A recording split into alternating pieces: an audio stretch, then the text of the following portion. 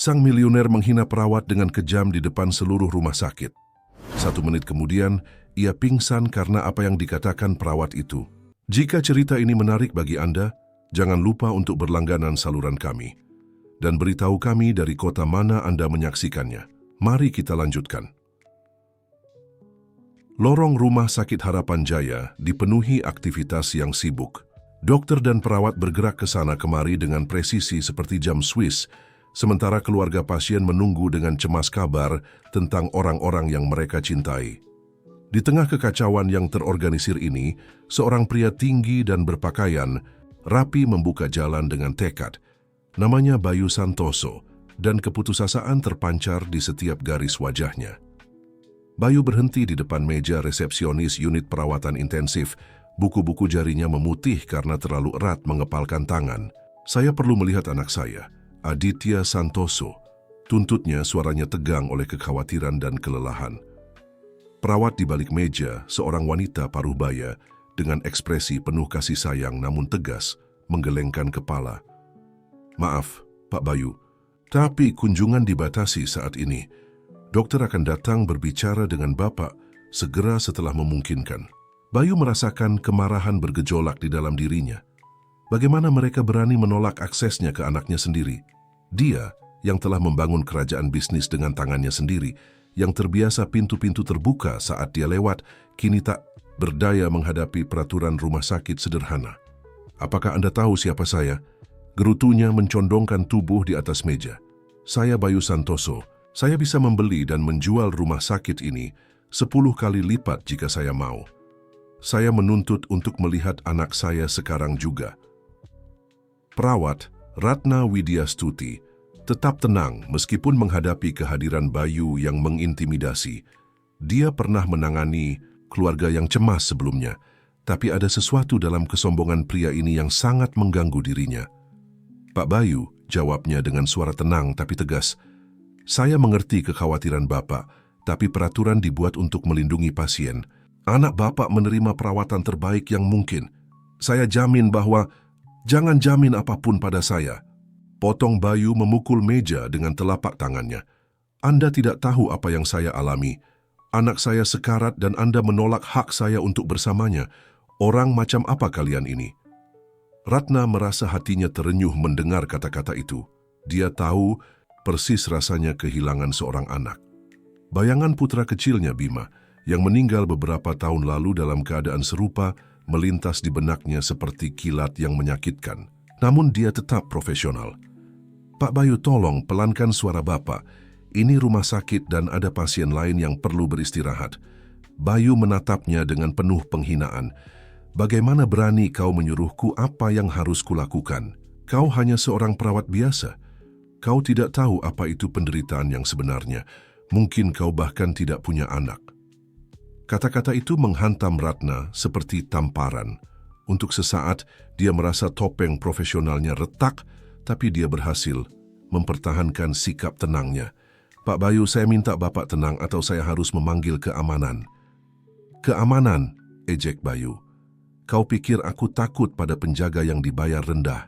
Kuingatkan kau, perawat, jika kau tidak membiarkanku melihat anakku sekarang juga, aku akan memastikan kau tidak pernah bekerja di rumah sakit manapun lagi. Aku akan membuat hidupmu menjadi neraka." Ratna merasakan kemarahannya sendiri mulai mendidih.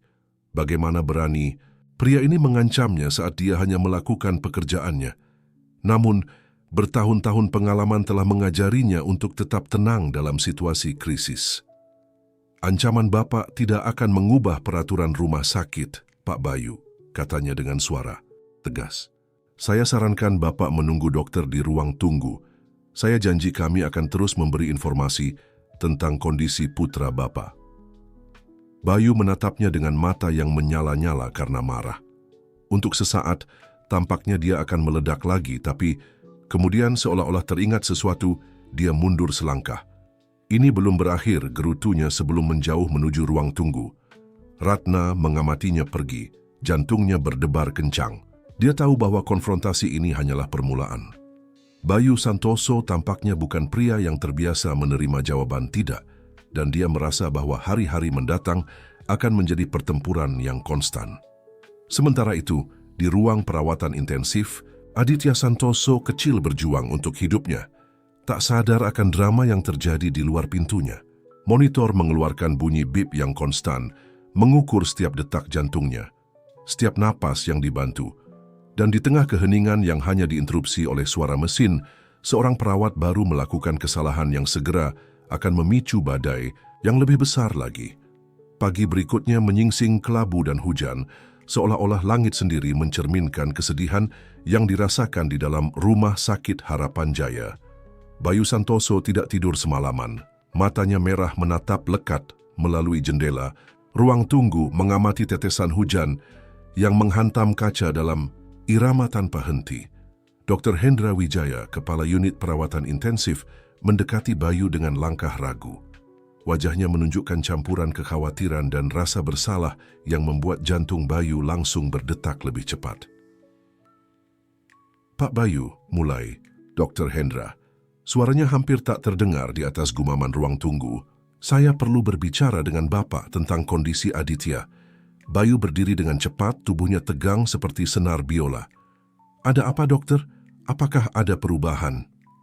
Dr. Hendra menarik napas dalam-dalam sebelum melanjutkan. "Saya khawatir telah terjadi komplikasi. Tadi malam selama pergantian shift terjadi kesalahan dalam pemberian obat Aditya." Dunia seolah berhenti bagi Bayu. Kata-kata dokter bergema di telinganya seperti gema yang jauh. "Kesalahan?" ulangnya tidak percaya. "Kesalahan macam apa?" Seorang perawat magang salah memberikan dosis salah satu obat, jelas Dr. Hendra. Suaranya syarat dengan penyesalan. "Untungnya kami menyadarinya tepat waktu dan dapat memperbaikinya, tetapi ini telah semakin memperumit kondisi Aditya." Kemarahan yang telah Bayu tahan sejak malam sebelumnya meledak seperti gunung berapi. "Bagaimana mungkin?" raungnya menarik perhatian semua orang di ruangan. "Seharusnya ini adalah salah satu rumah sakit terbaik di negara ini, dan Anda mengatakan pada saya bahwa Anda hampir membunuh anak saya karena kesalahan pemula." Dr. Hendra mencoba menenangkan Bayu, tetapi itu seperti mencoba memadamkan kebakaran dengan segelas air.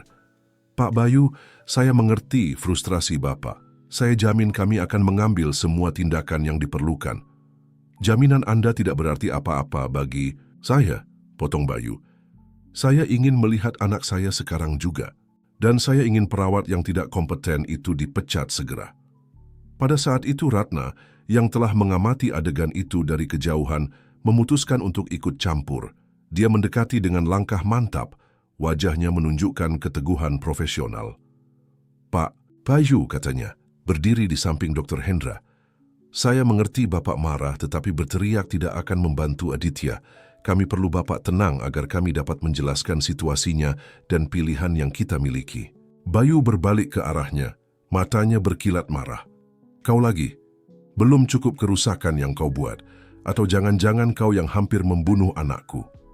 Ratna merasa seolah-olah dia ditampar, tetapi mempertahankan ketenangannya. "Tidak, Pak Bayu. Saya tidak bertugas tadi malam. Tetapi sebagai kepala perawat ICU, tanggung jawab saya untuk menangani situasi ini." "Tanggung jawabmu?" ejek Bayu. "Tanggung jawabmu adalah memastikan hal ini tidak terjadi sejak awal. Bagaimana saya bisa percaya bahwa anak saya berada di tangan yang baik ketika kalian membiarkan orang yang tidak kompeten merawatnya?" Dr. Hendra mencoba melerai. "Pak Bayu, tolong.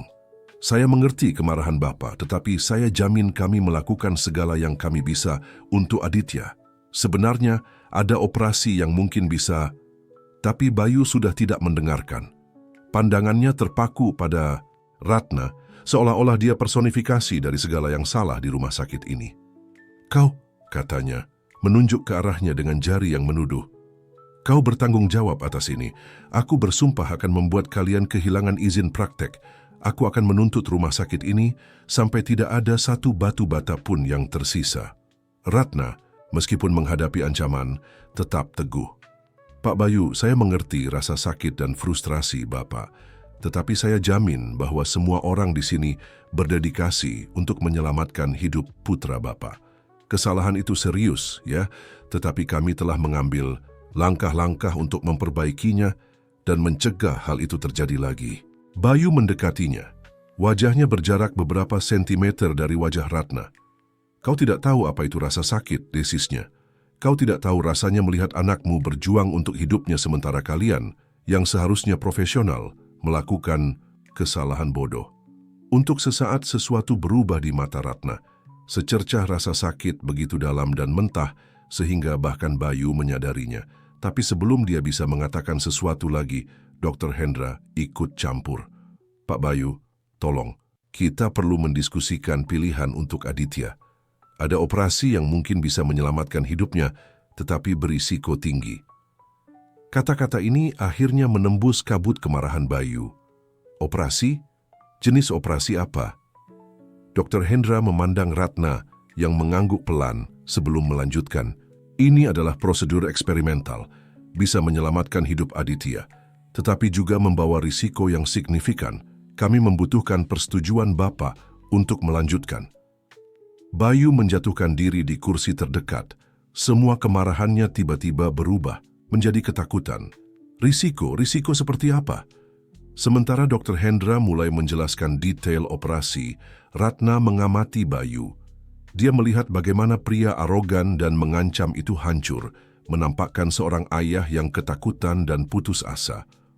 Untuk sesaat dia merasakan secercah iba. Pak Bayu, katanya, dengan lembut mendekatinya. Saya tahu ini sulit, tetapi kami membutuhkan Bapak untuk fokus sekarang. Aditya membutuhkan Bapak yang kuat dan terfokus. Bayu menatapnya, dan untuk pertama kalinya tidak ada kemarahan di matanya, hanya ketakutan dan keputusasaan. Aku tidak tahu harus berbuat apa. Akunya, suaranya hampir berbisik. Ratna meletakkan tangannya di bahu Bayu, sebuah gerakan penghiburan yang mengejutkan keduanya. Kami akan melakukan segala yang kami bisa untuk Aditya, tetapi kami membutuhkan Bapak untuk mempercayai kami. Sementara Bayu mengangguk perlahan, memproses informasi tentang operasi, Ratna merasakan sesuatu berubah di antara mereka. Dinding permusuhan mulai retak, menampakkan kerentanan bersama.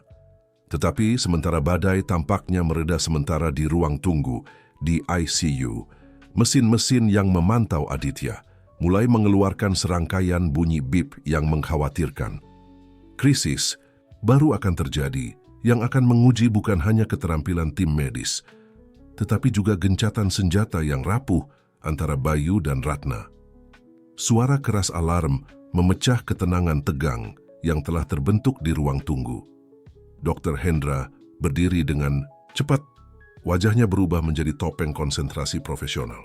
Saya harus pergi, katanya cepat sebelum berlari menuju ICU. Bayu juga berdiri, kepanikan terlihat di setiap garis wajahnya. Apa yang terjadi? Apakah itu Aditya? Ratna, yang sudah bergerak menuju unit, berhenti sejenak. Pak Bayu, tolong, tetaplah di sini. Kami akan memberitahu Bapak segera setelah kami tahu sesuatu. Tetapi Bayu tidak berniat untuk tetap di pinggir. Dengan kecepatan yang mengejutkan untuk seorang pebisnis, dia mengejar Ratna dan Dr. Hendra, mengabaikan protes dari staf. Di ICU, kekacauan yang terkendali dari keadaan darurat medis sedang berlangsung.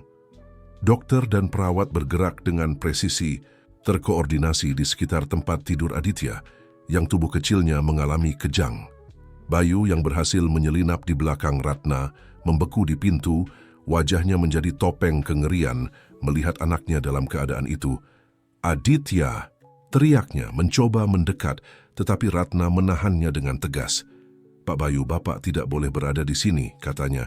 Suaranya tegas, tetapi penuh pengertian. Tolong, biarkan tim melakukan pekerjaannya. Dr. Hendra, di tengah aksi, berteriak memberikan perintah. Kita perlu menstabilkannya sekarang. Siapkan ruang operasi.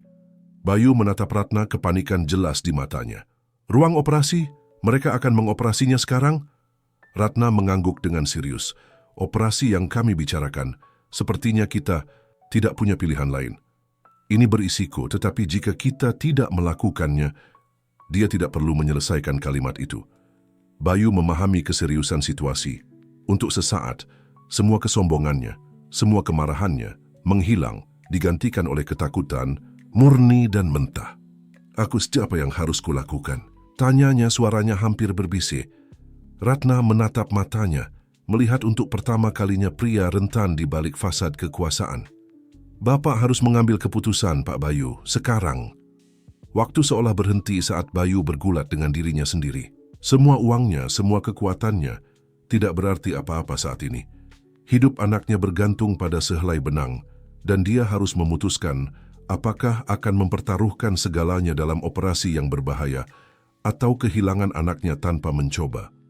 "Lakukan," akhirnya dia berkata, suaranya pecah. "Selamatkan anakku." Dengan kata-kata itu, gelombang aktivitas baru terjadi. Mereka mempersiapkan Aditya untuk operasi sementara Dr. Hendra memberikan instruksi cepat kepada timnya. Ratna menuntun Bayu keluar dari ICU menuju ruang privat kecil. "Operasi akan berlangsung selama beberapa jam," jelasnya dengan lembut. "Saya akan memberitahu Bapak jika ada perkembangan." Bayu menjatuhkan diri di kursi, semua energinya terkuras. Dia memandang Ratna, dan untuk pertama kalinya sejak tiba di rumah sakit, tidak ada permusuhan dalam pandangannya. "Terima kasih," gumamnya. Ratna mengangguk, terkejut dengan perubahan sikap Bayu. Dia hendak keluar ketika Bayu berbicara lagi. Kau mengatakan sebelumnya bahwa kau mengerti. Bagaimana kau bisa mengerti hal ini?" Tanyanya, suaranya bercampur rasa ingin tahu dan keputusasaan. Ratna berhenti, tangannya di gagang pintu. Untuk sesaat, dia mempertimbangkan untuk mempertahankan jarak profesionalnya, tetapi ada sesuatu dalam kerentanan Bayu yang menggerakkannya. "Karena saya juga kehilangan seorang anak," katanya dengan lembut, berbalik menghadapnya. 5 tahun yang lalu, namanya Bima." Bayu menatapnya terkejut. Aku tidak tahu. Maafkan aku." Ratna mengangguk, menerima kata-katanya. "Itulah sebabnya saya di sini, Pak Bayu. Untuk memastikan tidak ada orang tua lain yang harus mengalami apa yang saya alami." Dengan kata-kata itu, dia keluar dari ruangan meninggalkan Bayu sendirian dengan pikirannya. Pengusaha yang dulu berkuasa tiba-tiba menemukan dirinya mempertimbangkan kembali semua yang dia kira dia ketahui tentang perawat yang telah dia ancam dan hina. Sementara itu, di ruang operasi, Dr. Hendra dan timnya berjuang melawan waktu untuk menyelamatkan hidup Aditya. Operasi itu kompleks dan berisiko. Setiap gerakan bisa berarti perbedaan antara hidup dan mati. Jam-jam berlalu dengan lambat. Bayu bergantian antara periode penantian yang cemas dan saat-saat refleksi mendalam. Dia memikirkan anaknya, bagaimana dia telah begitu sibuk membangun kerajaannya, sehingga sering lupa menghabiskan waktu dengannya. Dia memikirkan Ratna, bagaimana dia telah menghakiminya dengan sangat keras tanpa mengetahui ceritanya. Akhirnya, setelah apa yang tampak seperti keabadian, pintu terbuka. Ratna masuk, wajahnya lelah tetapi dengan senyum kecil. "Pak Bayu," katanya dengan lembut, "operasi telah selesai. Aditya stabil." Bayu berdiri dengan cepat, kakinya gemetar. Apakah dia baik-baik saja?" Ratna mengangguk. Dia sudah melewati bahaya langsung, tetapi 48 jam ke depan akan kritis. Dr. Hendra akan datang memberikan lebih banyak detail sebentar lagi. Gelombang lega yang membanjiri Bayu begitu luar biasa. Tanpa berpikir, dia mendekati Ratna dan memeluknya, mengejutkannya. "Terima kasih," gumamnya, suaranya tercekat oleh emosi. "Terima kasih untuk segalanya." Ratna, terkejut oleh gerakan itu, menepuk punggungnya sebelum memisahkan diri dengan lembut. "Kami hanya melakukan pekerjaan kami, Pak Bayu." Bayu menatapnya, matanya bersinar oleh air mata yang tertahan. "Tidak, ini lebih dari itu. Aku telah bersikap bodoh, maafkan aku." Ratna menatapnya sejenak, melihat ketulusan di matanya. "Saya menerima permintaan maaf Bapak," katanya akhirnya. "Sekarang, apakah Bapak ingin melihat putra Bapak?" Bayu mengangguk dengan penuh semangat, dan bersama-sama mereka menuju ICU. Saat mereka berjalan, Bayu menyadari bahwa sesuatu telah berubah. Bukan hanya dalam hubungannya dengan Ratna, tetapi dalam dirinya sendiri. Pengalaman hampir kehilangan anaknya telah menunjukkan kepadanya apa yang benar-benar penting dalam hidup. Saat mereka memasuki ruangan tempat Aditya beristirahat, dikelilingi oleh mesin tetapi hidup, Bayu merasa dia berada di ambang transformasi besar. Transformasi yang akan mengubah bukan hanya hidupnya, tetapi hidup semua orang di sekitarnya. Hari-hari berikutnya adalah roller coaster emosional bagi Bayu Santoso. Dia menghabiskan setiap momen yang bisa dia habiskan di samping tempat tidur Aditya di ICU. Mengamati dengan cemas setiap perubahan kecil di monitor, setiap gerakan anaknya. Dr. Hendra dan timnya masuk dan keluar secara teratur, menyesuaikan obat-obatan dan melakukan tes, selalu dengan Ratna yang mengawasi dengan cermat setiap langkah. Selama salah satu kunjungan rutin ini, Bayu, yang kelelahan dan secara emosional terkuras, akhirnya hancur.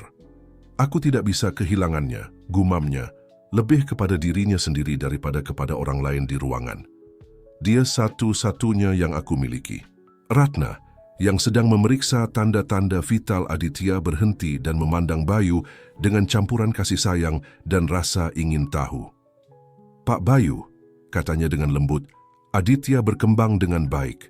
Bapak perlu tetap kuat untuknya." Bayu mengangkat pandangannya. Matanya merah karena kurang tidur dan air mata yang tertahan. "Bagaimana kau melakukannya?" tanyanya tiba-tiba. "Bagaimana kau bisa berada di sini hari demi hari, melihat anak-anak berjuang untuk hidup mereka? Bagaimana kau menahannya setelah apa yang kau alami?" Ratna terlihat tegang karena pertanyaan itu, tetapi kemudian bahunya rileks dengan helaan napas.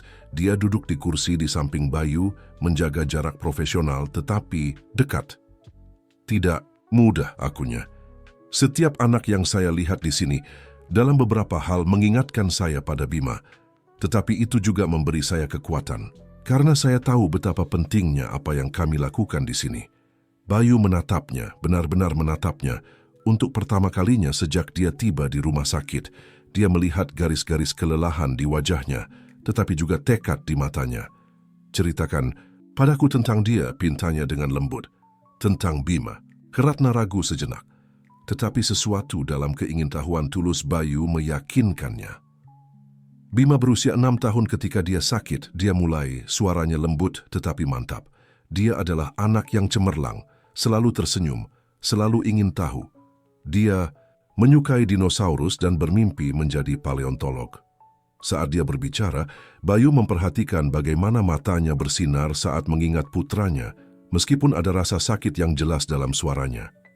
Ketika dia didiagnosis dengan leukemia, dunia, "Kami hancur," lanjut Ratna. "Kami menghabiskan berbulan-bulan di rumah sakit, berjuang dengan segala yang kami miliki. Tapi pada akhirnya, suaranya sedikit pecah, dan Bayu, dalam gerakan yang mengejutkan keduanya, mengambil tangannya sebagai tanda dukungan. "Aku sangat menyesal," katanya dengan tulus. Aku tidak bisa membayangkan rasa sakitmu." Ratna memberinya senyum kecil berterima kasih. "Setelah kehilangan Bima, saya pikir saya tidak akan pernah bisa melangkahkan kaki di rumah sakit lagi. Tapi kemudian saya menyadari bahwa saya bisa menggunakan pengalaman saya untuk membantu orang tua lain, anak-anak lain. Itu cara saya untuk menjaga kenangan Bima tetap hidup." Bayu mengangguk, merasakan gelombang baru rasa hormat untuk wanita yang beberapa hari lalu telah dia ancam dan hina. "Kau sangat berani," katanya dengan lembut. Ratna menggelengkan kepala. "Bukan keberanian, Pak Bayu. Ini adalah cinta. Cinta yang sama yang Bapak rasakan untuk Aditya." Kata-kata itu menghantam Bayu dengan keras. Tiba-tiba dia mendapati dirinya berbicara. Kata-kata keluar dalam arus yang tidak bisa dia tahan. "Aku telah menjadi ayah yang buruk," akunya. Air mata akhirnya jatuh di pipinya. "Aku selalu sibuk dengan pekerjaan, dengan menghasilkan lebih banyak uang, dengan memperluas bisnis. Aku pikir itulah yang penting, bahwa dengan begitu, aku memberi Aditya kehidupan yang baik. Tapi sekarang..." Dia berhenti, menatap wajah pucat, tetapi damai anaknya yang tertidur. "Sekarang aku menyadari bahwa aku telah menyia-nyiakan begitu banyak waktu," lanjutnya. "Begitu banyak momen yang bisa kuhabiskan bersamanya, begitu banyak hal yang bisa kuajarkan padanya. Dan sekarang aku mungkin kehilangannya tanpa pernah punya kesempatan untuk benar-benar menjadi ayahnya. Ratna mendengarkan dalam diam, membiarkan Bayu mencurahkan isi hatinya. Ketika akhirnya dia tenang, dia berbicara dengan lembut. "Belum terlambat, Pak Bayu," katanya. "Aditya sedang berjuang. Dan ketika dia bangun, Bapak akan memiliki kesempatan untuk menjadi ayah yang Bapak inginkan."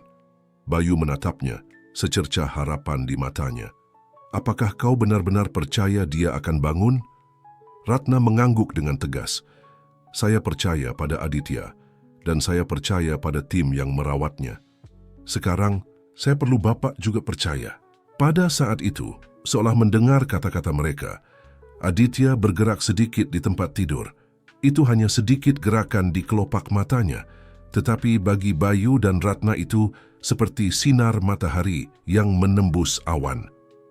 "Aditya," seru Bayu, membungkuk di atas tempat tidur. "Nak." Ratna sudah bergerak memeriksa monitor dan memanggil Dr. Hendra. "Ini pertanda baik, Pak Bayu," katanya dengan senyuman.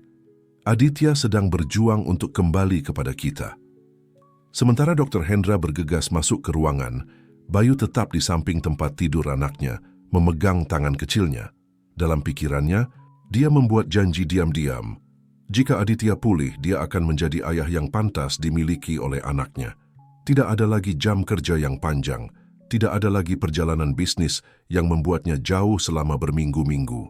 Dia akan ada di sana untuk Aditya, untuk setiap pertandingan sepak bola, setiap pertunjukan teater sekolah, setiap momen penting, dan setiap hari biasa. Dan saat dia mengamati Ratna dan Dr. Hendra bekerja dengan efisien di sekitar Aditya, Bayu juga menyadari bahwa dia memiliki banyak hal untuk dipelajari tentang kekuatan dan keberanian sejati. Mungkin, pikirnya, ini bukan akhir dari mimpi buruk, tetapi awal dari babak baru dalam hidupnya. Sebuah babak di mana uang dan kekuasaan tidak lagi menjadi yang terpenting, melainkan cinta, kasih sayang, dan rasa syukur. Dengan tekad itu di hatinya, Bayu Santoso bersiap untuk perjalanan panjang yang ada di depannya.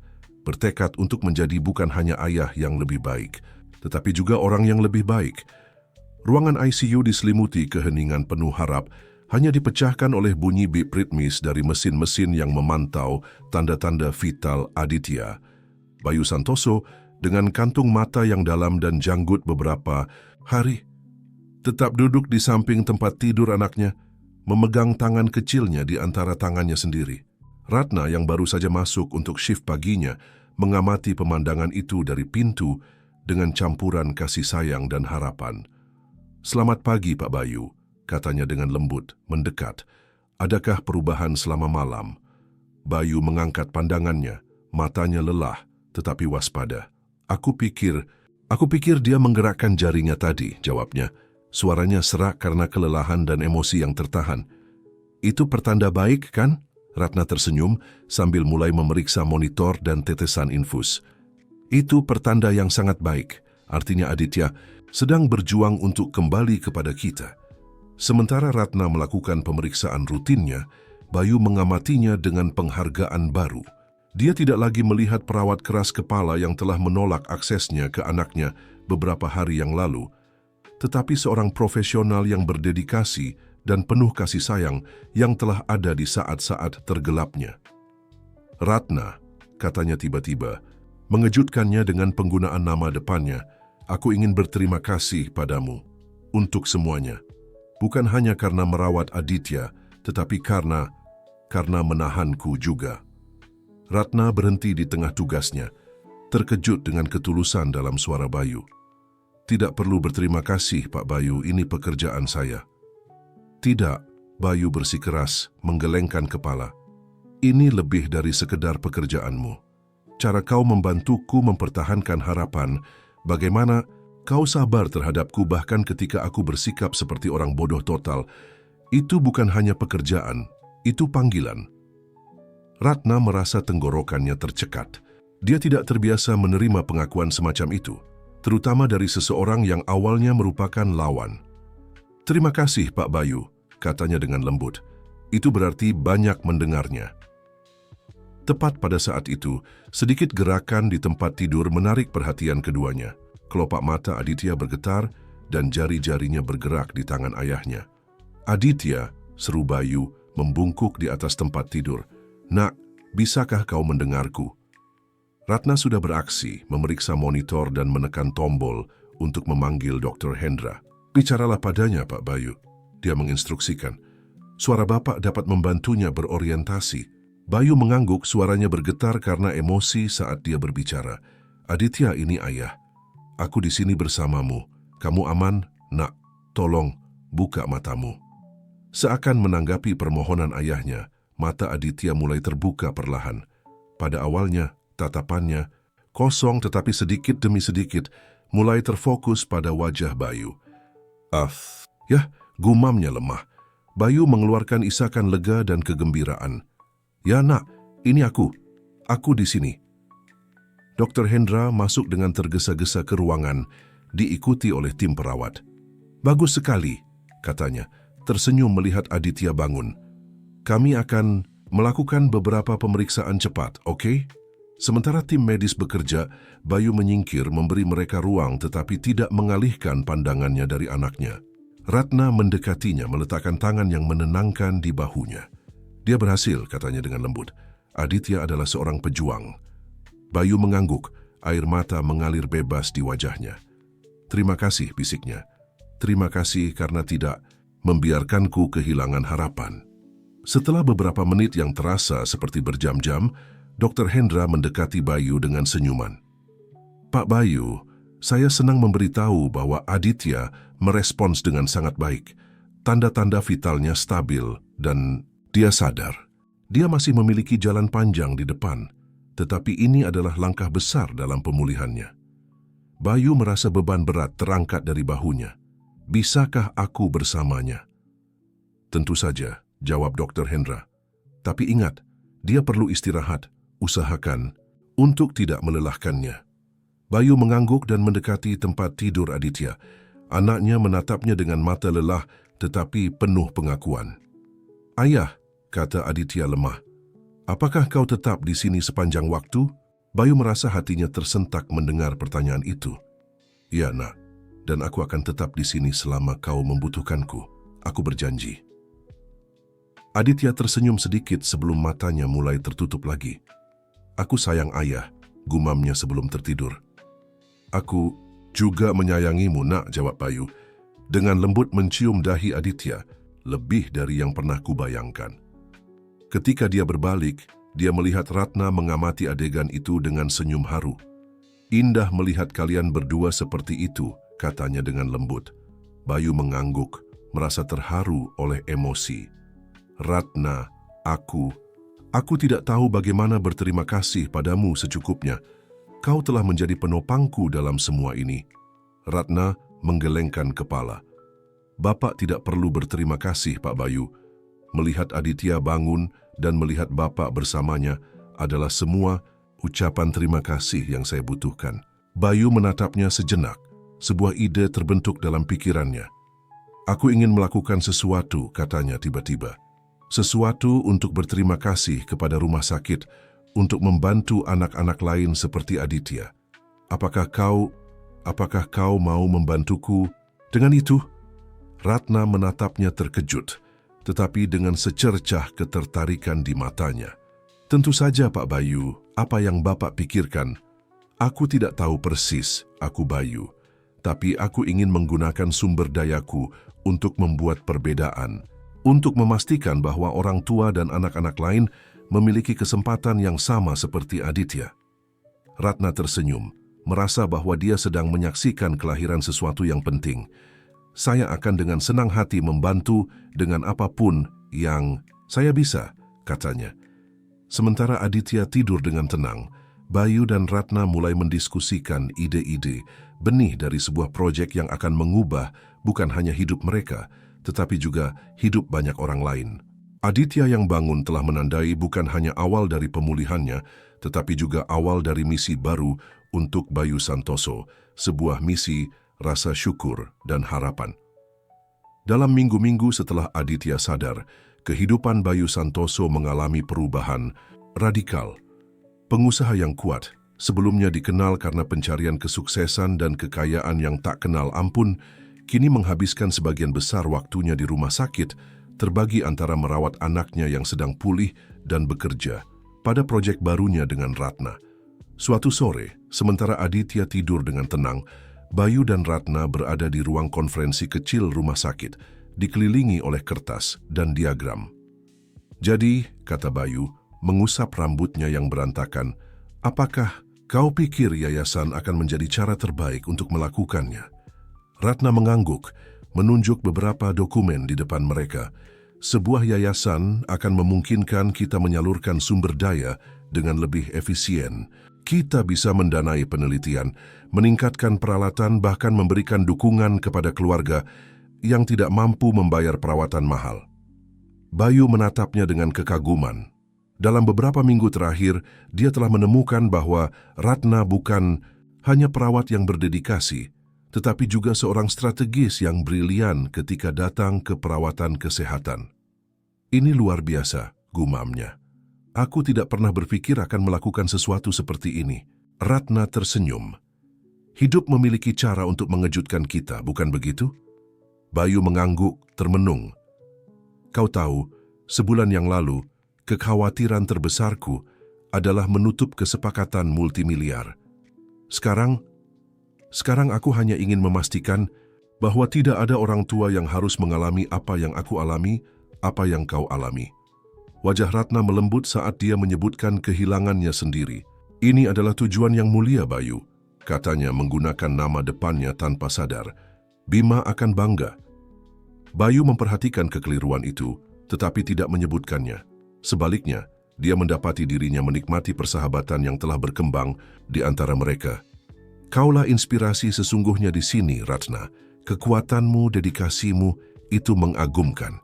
Untuk sesaat pandangan mereka bertemu, dan sesuatu yang tak terlukiskan lewat di antara mereka. Ratna yang pertama kali memutuskan kontak mata, berdeham. Kita harus kembali bekerja," katanya, sedikit rona merah di pipinya. "Ada banyak yang harus dilakukan." Bayu mengangguk, mencoba mengabaikan detak jantungnya yang tiba-tiba meningkat. "Kau benar, dari mana kita mulai?" Sementara mereka tenggelam kembali dalam detail proyek mereka, tidak ada yang memperhatikan sosok yang mengamati mereka dari pintu yang terbuka sedikit. Dr. Hendra yang telah datang mencari Ratna untuk konsultasi menjauh dengan diam-diam, sebuah senyum kecil di wajahnya. Hari-hari berikutnya adalah pusaran aktivitas. Bayu membagi waktunya antara rapat dengan tim hukumnya untuk mendirikan yayasan, kunjungan ke Aditya yang membaik hari demi hari, dan sesi perencanaan panjang dengan Ratna. Suatu sore, saat mereka mendiskusikan kemungkinan nama untuk yayasan, Aditya menginterupsi mereka dengan pertanyaan polos. "Ayah, apakah Tante Ratna pacarmu?" Bayu hampir tersedak kopi yang sedang diminumnya, sementara Ratna membeku di tempatnya. Matanya terbelalak. "Bukan, sayang," jawab Bayu, sedikit terbatuk. "Ratna adalah teman yang sangat spesial yang telah banyak membantu kita." Aditya menatap mereka dengan penasaran.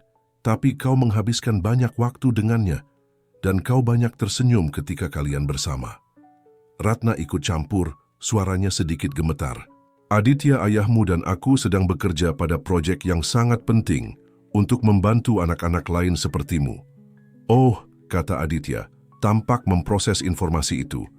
Kemudian, dengan kejujuran brutal khas anak-anak, dia menambahkan, "Ya, menurutku, kalian akan menjadi pasangan yang serasi." Keheningan yang mengikuti begitu memekakkan telinga. Bayu dan Ratna saling pandang, keduanya merona dan tidak tahu harus berkata apa. Ratna lah yang akhirnya memecah momen canggung itu. Kurasa aku harus memeriksa beberapa laporan," katanya terburu-buru, mengumpulkan barang-barangnya. "Sampai jumpa besok." Setelah Ratna pergi, Bayu duduk di samping tempat tidur Aditya. Pikirannya berputar. "Nak," katanya dengan lembut, "Ratna adalah teman yang sangat penting bagi kita, tapi situasinya rumit." Aditya menatapnya dengan kebijaksanaan melampaui usianya. "Kenapa orang dewasa selalu mengatakan bahwa segala sesuatunya rumit?" Bayu tidak bisa menahan tawa. "Kau benar, Terkadang kita membuat sesuatu lebih sulit daripada yang seharusnya. Malam itu saat Bayu berkendara pulang, sesuatu yang jarang dia lakukan sekarang karena menghabiskan sebagian besar malam di rumah sakit. Dia tidak bisa berhenti memikirkan kata-kata Aditya. Apakah dia mengembangkan perasaan untuk Ratna? Dan jika demikian, apa artinya itu bagi hubungan profesional mereka untuk proyek yayasan? Sementara itu, di apartemen kecilnya Ratna berada di depan foto Bima, hatinya berkonflik. Apa yang kulakukan? Gumamnya pada diri sendiri. Aku tidak bisa, aku tidak boleh. Tapi bahkan saat dia mengucapkan kata-kata itu, dia tahu sesuatu telah berubah. Benih perasaan yang lebih dalam telah ditanam dan hanya waktu yang akan menentukan apakah itu akan berkembang atau layu di bawah beban ketakutan dan keberatannya. Yang tidak diketahui oleh keduanya adalah bahwa benih perubahan yang telah mereka tanam, baik dalam kehidupan pribadi mereka maupun dalam proyek bersama mereka, segera akan menghadapi badai yang akan menguji kekuatan dan tekad mereka.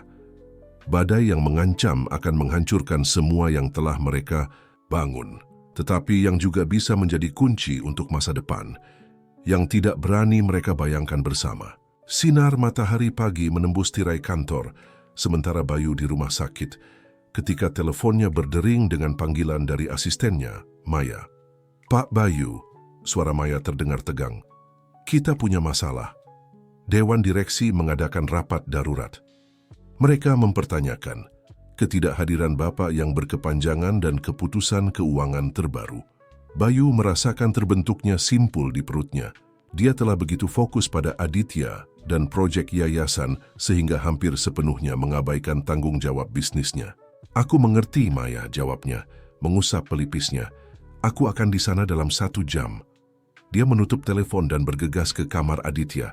Putranya sudah bangun, mewarnai buku yang dibawa Ratna untuknya. "Hei, jagoan," kata Bayu, memaksakan senyum. "Ayah harus pergi ke kantor sebentar. Kamu akan baik-baik saja?" Aditya mengangguk meskipun Bayu melihat sedikit kekecewaan di matanya. "Apakah kamu akan segera kembali?" "Aku akan berusaha," janji Bayu, mencium dahi anaknya. "Jadilah anak baik untuk para perawat, oke?" Saat dia menuju pintu keluar, dia berpapasan dengan Ratna di koridor. "Semua baik-baik saja?" tanyanya, memperhatikan ekspresi khawatirnya. "Masalah di kantor," jawab Bayu singkat. "Aku harus pergi memadamkan beberapa api." Ratna mengangguk penuh pengertian. "Pergilah, aku akan menjaga Aditya." Bayu memberinya senyum terima kasih sebelum bergegas keluar dari rumah sakit. Rapat dewan berlangsung tegang seperti yang ditakutkan Bayu. Para pemegang saham khawatir tentang penurunan saham perusahaan dan mempertanyakan keputusan Bayu untuk mengalihkan jumlah dana yang signifikan ke yayasan baru. "Kami memahami situasi pribadi Anda, Pak Bayu," kata salah satu anggota dewan, "tetapi Anda memiliki tanggung jawab terhadap perusahaan ini dan para pemegang sahamnya." Bayu berdiri, wajahnya menunjukkan tekad. "Tuan-tuan, saya mengerti kekhawatiran Anda, tetapi saya yakinkan bahwa yayasan ini bukan hanya benar secara moral, tetapi dalam jangka panjang akan menguntungkan perusahaan. Pikirkan reputasi, tanggung jawab sosial perusahaan." Ada gumaman ketidaksetujuan dalam ruangan. Anggota dewan lain, seorang pria tua bernama Joko Purnomo, berdiri. "Bayu," katanya, suaranya syarat dengan nada merendahkan, "kau selalu menjadi visioner dalam bisnis. Tapi aku khawatir kali ini emosimu mengaburkan penilaianmu. Aku mengusulkan pemungutan suara untuk sementara melepaskan Pak Bayu dari tugasnya sebagai CEO sampai situasi ini teratasi." Kejutan melanda ruangan. Bayu merasa seolah dia telah dipukul di perut. "Kalian tidak bisa melakukan ini," katanya, suaranya tegang. "Aku membangun perusahaan ini dari nol. Dan itulah sebabnya kami ingin melindunginya," jawab Joko, "bahkan dari dirimu sendiri, jika perlu." Pemungutan suara berlangsung cepat dan brutal. Dengan margin yang tipis, Dewan memutuskan untuk menangguhkan Bayu dari tugasnya sebagai CEO untuk jangka waktu 3 bulan. Terguncang, Bayu keluar dari ruang rapat. Asistennya Maya menunggunya di luar dengan ekspresi khawatir. "Pak Bayu, apa yang terjadi?" Bayu menggelengkan kepala, tidak mampu menemukan kata-kata. Siapkan konferensi pers, katanya akhirnya. Aku harus mendahului ini sebelum bocor ke media. Sementara itu di rumah sakit, Ratna menghadapi masalahnya sendiri. Dr. Hendra telah memanggilnya ke kantornya. Ratna, kata dokter itu, nadanya serius, saya telah memperhatikan bahwa kamu menghabiskan banyak waktu dengan Pak Bayu di luar tanggung jawab profesionalmu. Ratna merasakan denyut nadinya meningkat. Kami sedang bekerja pada proyek untuk yayasan, dokter. Ini untuk kepentingan rumah sakit. Dr. Hendra mengangguk perlahan. Aku mengerti, tetapi aku khawatir ini mungkin mempengaruhi penilaian profesionalmu. Beberapa anggota staf telah menyatakan keprihatinan tentang favoritisme. Favoritisme, ulang Ratna tidak percaya. Dokter, saya jamin bahwa hubungan saya dengan Pak Bayu murni profesional. Mungkin begitu, jawab Dr. Hendra. Tetapi persepsi itu penting dalam pekerjaan kita. Aku menyarankan kamu mundur selangkah dan fokus pada tanggung jawab utamamu. Ratna keluar dari kantor merasa frustrasi dan bingung. Bagaimana orang bisa salah mengartikan dedikasinya pada proyek yayasan? Ketika dia kembali ke kamar Aditya, dia terkejut melihat Bayu di sana. Wajahnya suram saat berbicara di telepon. Ya, aku mengerti, katanya. Tidak, aku tidak akan berkomentar saat ini. Konferensi pers akan diadakan dalam 1 jam. Dia menutup telepon dan menatap Ratna. Matanya penuh dengan campuran kemarahan dan kekalahan. Mereka telah menangguhkanku, katanya sederhana. Apa yang seru Ratna untuk sesaat melupakan situasinya sendiri? Bagaimana mereka bisa melakukan itu? Bayu mengusap rambutnya. Mereka berpikir aku mengabaikan perusahaan demi yayasan, dan mereka benar sebagian. Tapi mereka tidak mengerti betapa pentingnya ini.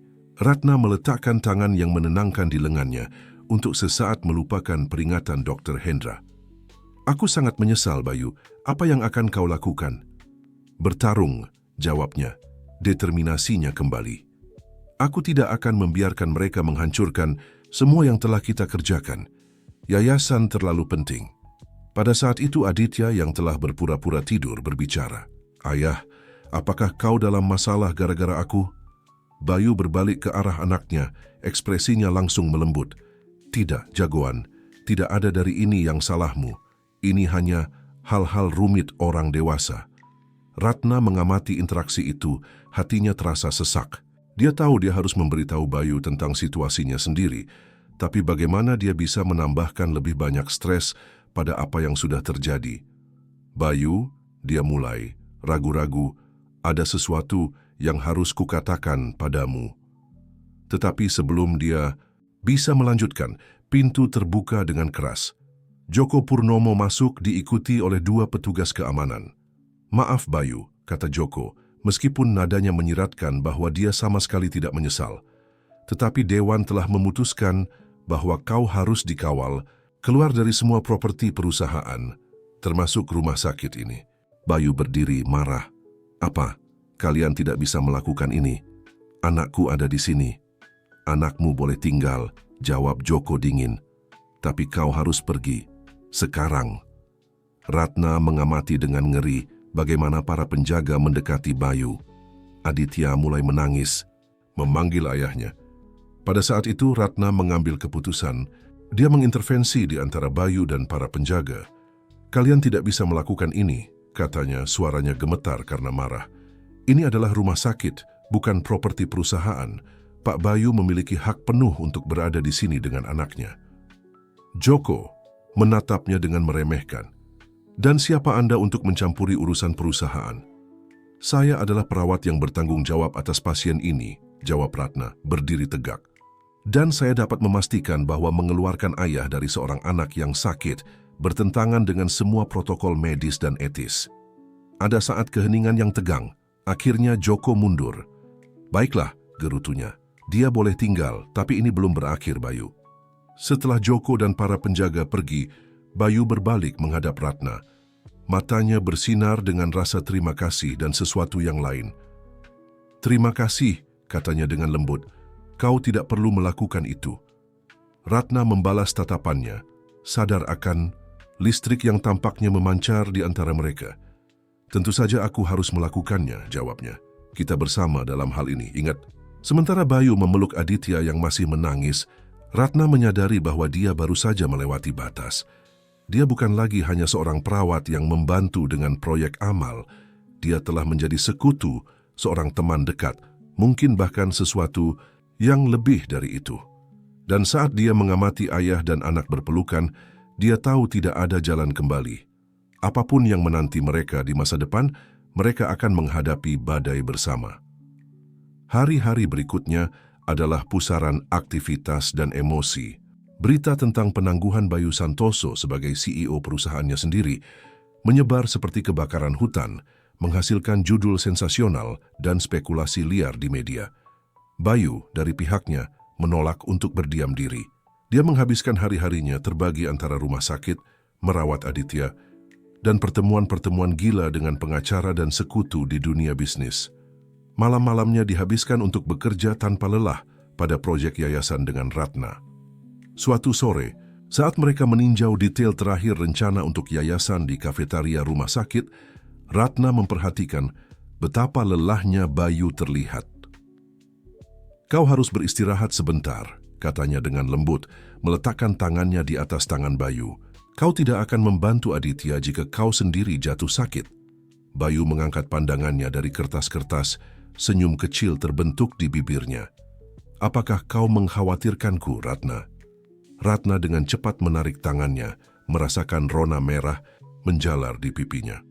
"Aku mengkhawatirkan semua pasienku dan keluarga mereka," jawabnya, berusaha mempertahankan nada profesional.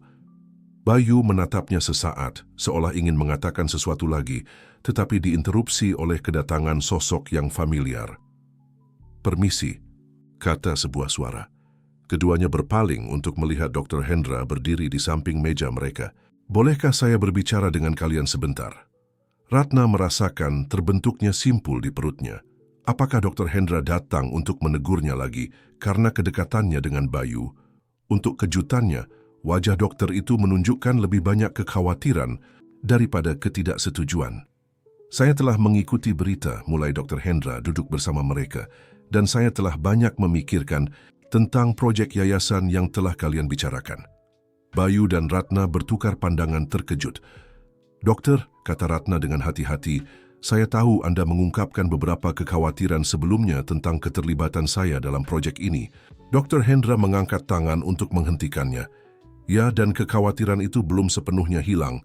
Tapi setelah melihat bagaimana kalian menangani krisis ini, saya menyadari bahwa mungkin saya terlalu cepat menilai niat kalian." Dia berpaling ke Bayu. "Pak Bayu, apa yang Anda coba lakukan di sini, meskipun menghadapi hambatan pribadi dan profesional, sangat mengagumkan."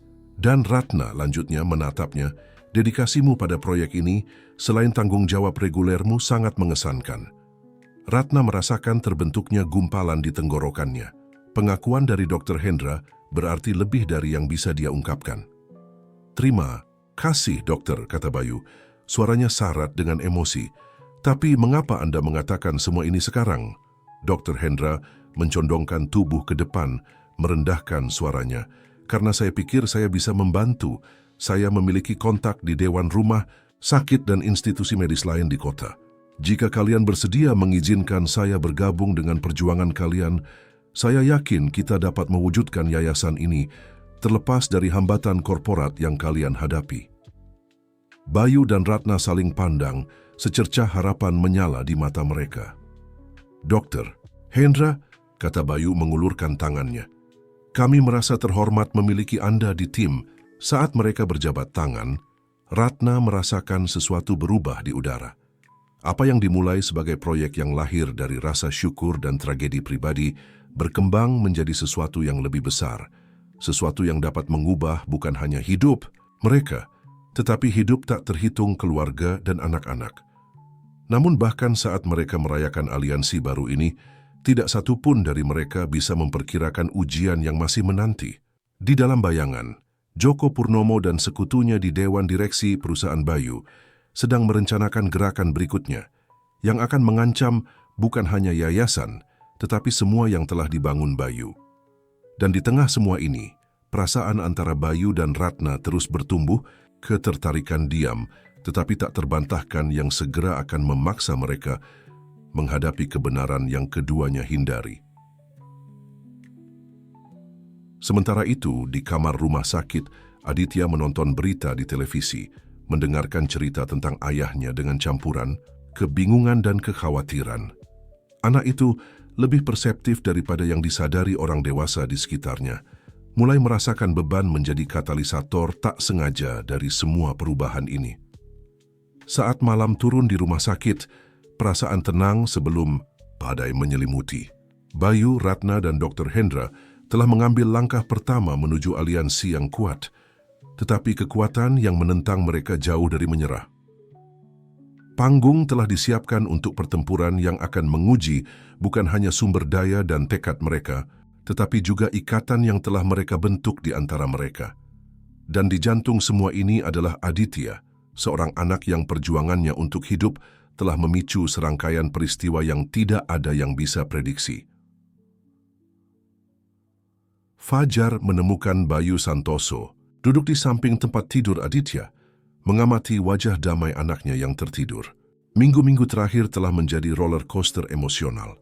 Dan di saat-saat seperti ini, dalam keheningan dini hari, Bayu mengizinkan dirinya merasakan beban semua yang dipertaruhkan.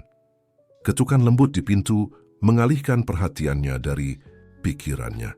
Ratna masuk membawa 2 cangkir kopi. "Kupikir kau mungkin membutuhkan ini," katanya pelan, menawarkan salah satu cangkir. Bayu menerimanya dengan senyum penuh terima kasih. "Kau seorang malaikat," gumamnya. Mereka tetap diam sejenak minum kopi dan mengamati Aditya. Ratnalah yang akhirnya memecah keheningan. "Bayu," dia mulai, suaranya hampir berbisik, "ada sesuatu yang perlu kukatakan padamu." Bayu menatapnya, memperhatikan keseriusan di wajahnya. "Ada apa?" Ratna menarik napas dalam-dalam. "Dr. Hendra, sebelum dia memutuskan untuk mendukung kita, dia memperingatkanku tentang kedekatan kita. Beberapa anggota staf telah mengungkapkan kekhawatiran tentang favoritisme." Bayu mengerutkan kening. "Itu konyol. Kau adalah perawat paling berdedikasi dan profesional yang pernah ku kenal." "Terima kasih," kata Ratna tersenyum sedikit. "Tapi bukan hanya itu. Bayu, kupikir kita perlu berbicara tentang apa yang terjadi di antara kita." Jantung Bayu berdebar kencang. Dia tahu persis apa yang dimaksud Ratna, tetapi dia telah menghindari menghadapinya, takut bahwa itu mungkin semakin memperumit situasi mereka yang sudah kacau. "Ratna, dia mulai, tetapi diinterupsi oleh rintihan lembut dari Aditya yang mulai terbangun. Keduanya berpaling ke arah anak itu, percakapan untuk sementara terlupakan. Aditya membuka matanya perlahan, tersenyum melihat ayahnya dan Ratna. "Selamat pagi, jagoan," kata Bayu, membungkuk untuk mencium dahi anaknya. "Bagaimana perasaanmu hari ini?" "Lebih baik," jawab Aditya, suaranya masih serak karena tidur. Kemudian menatap Ratna, dia menambahkan, "Apakah kau akan tinggal bersama kami hari ini, Tante Ratna?" Ratna merasakan terbentuknya gumpalan di tenggorokannya. "Aku harus bekerja, sayang, tetapi aku akan datang menemuimu saat aku bisa." Aditya mengangguk, tetapi ada kilau kekecewaan di matanya yang tidak luput dari perhatian kedua orang dewasa. Tepat pada saat itu, Dr. Hendra masuk ke ruangan, wajahnya serius. "Selamat pagi," katanya. "Bayu, bisakah aku berbicara denganmu sebentar, secara pribadi?" Bayu bertukar pandang khawatir dengan Ratna sebelum mengikuti Dr. Hendra keluar dari ruangan. Ratna tinggal bersama Aditya, berusaha mempertahankan ekspresi, tenang sementara pikirannya berputar, bertanya-tanya berita apa yang akan dibawa dokter. Di lorong, Dr. Hendra berbicara dengan suara rendah, tetapi mendesak. "Bayu, saya baru saja menerima telepon dari salah satu kontak saya di Dewan Direksi Rumah Sakit. Sepertinya Joko Purnomo telah menekan agar rumah sakit menjauhkan diri dari proyek yayasan Anda." Bayu merasakan kemarahan menggelegak di dalam dirinya. Berani-beraninya dia, ini tidak ada hubungannya dengan perusahaan. Dr. Hendra mengangguk penuh pengertian. "Saya tahu, tetapi Joko bermain kotor. Dia mengisyaratkan bahwa ketidakstabilan emosional Anda mungkin membahayakan reputasi rumah sakit." Bayu mengepalkan tinjunya, berjuang untuk mempertahankan ketenangan. Apa yang bisa kita lakukan? Untuk saat ini tetap tenang, jawab Dr. Hendra.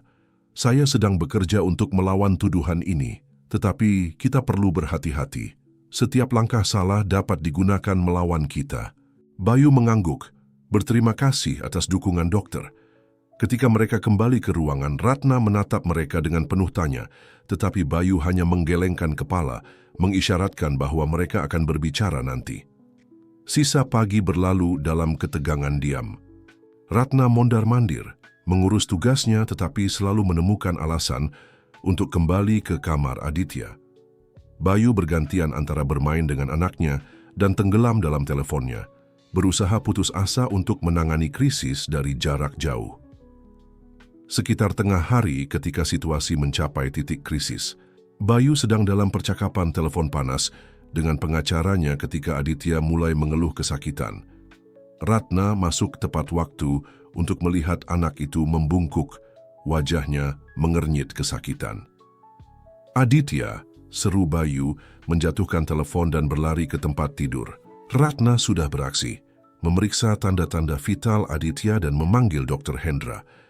Menit-menit berikutnya adalah kabur, aktivitas frenetik saat tim medis bekerja untuk menstabilkan anak itu.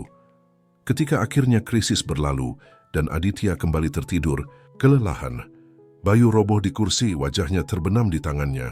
Ratna kelelahan tetapi lega mendekatinya. Bayu, katanya dengan lembut, meletakkan tangan di bahunya. Semuanya baik-baik saja sekarang. Aditya kuat. Bayu mengangkat wajahnya, matanya bersinar karena air mata yang tertahan. Tanpa berkata-kata, dia berdiri dan memeluk Ratna dengan erat, membenamkan wajahnya di bahu wanita itu. Ratna awalnya terkejut membalas pelukannya, merasakan bagaimana Bayu sedikit gemetar dalam pelukannya. Untuk sesaat, mereka lupa di mana mereka berada, siapa mereka, semua komplikasi yang mengelilingi mereka. Dalam pelukan itu, hanya ada mereka berdua, disatukan oleh ketakutan, kelegaan, dan sesuatu yang lebih dalam yang tidak berani mereka namakan. Ketika akhirnya mereka berpisah, mata mereka bertemu, dan pada saat itu, semua kata-kata yang tidak terucapkan, semua perasaan terpendam, tampak mengambang di antara mereka. Ratna, aku. Bayu mulai, suaranya serak karena emosi. Tetapi sebelum dia bisa melanjutkan, pintu terbuka dengan keras. Joko Purnomo masuk, diikuti oleh dua pria berjas yang dikenali Bayu sebagai anggota dewan direksi perusahaannya.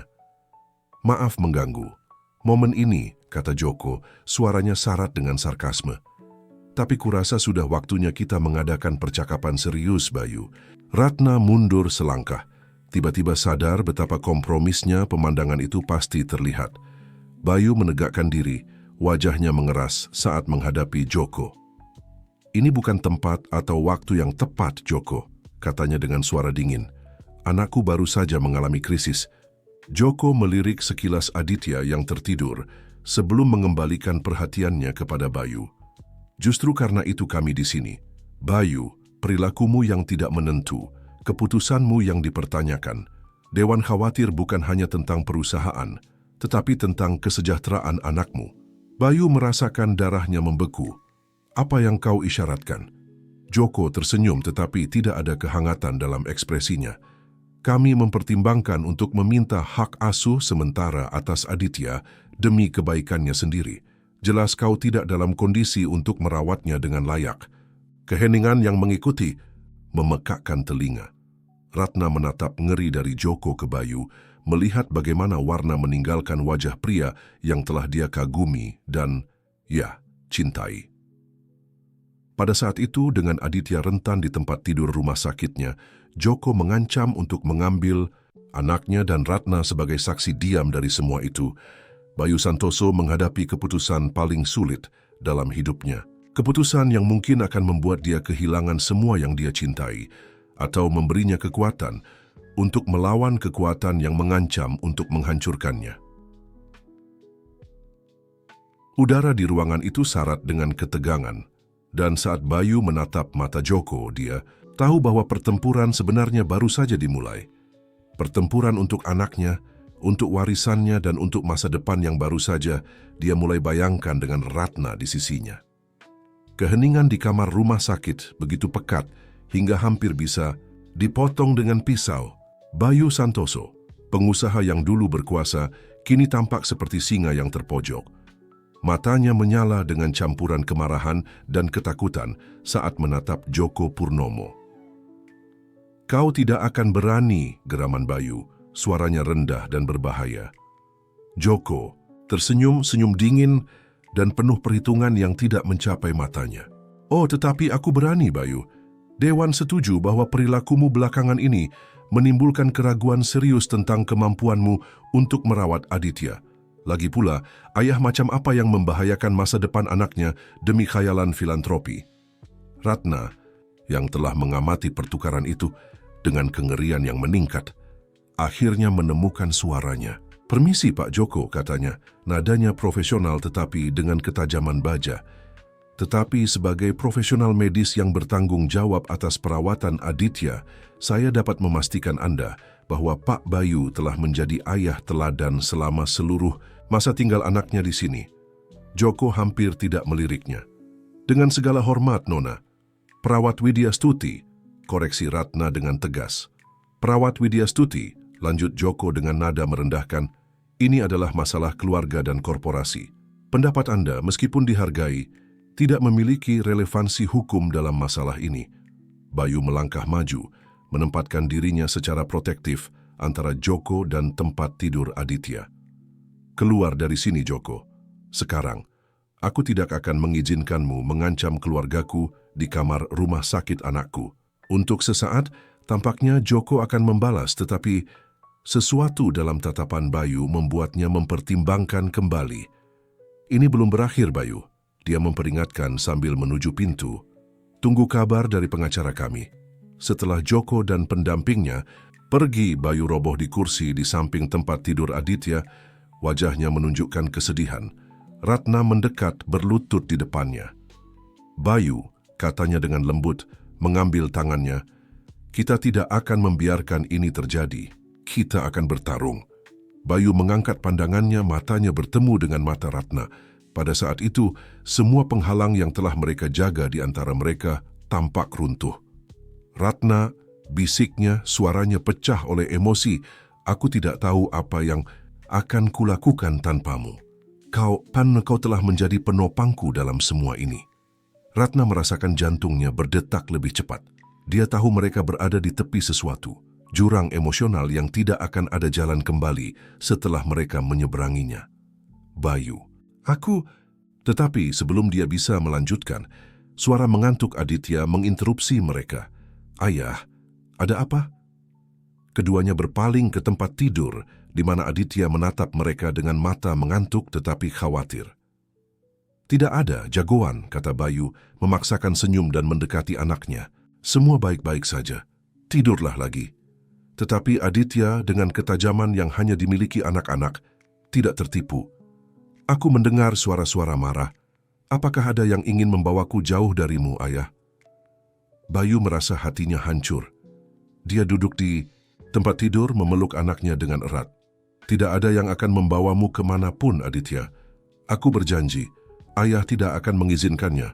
Ratna mengamati pemandangan itu, merasakan air mata menggenang di matanya. Pada saat itu, dia mengambil keputusan yang dia tahu mungkin akan membahayakan karirnya, tetapi yang diyakini hatinya adalah benar. "Bayu," katanya, suaranya tegas meskipun penuh emosi, "kurasa aku tahu bagaimana kita bisa melawan ini." Bayu menatapnya, secercah harapan menyala di matanya. "Bagaimana?" "Aku akan bersaksi," kata Ratna, "sebagai perawat utama Aditya. Kesaksianku tentang dedikasimu sebagai ayah akan memiliki bobot." Dan dia berhenti, menarik napas dalam-dalam.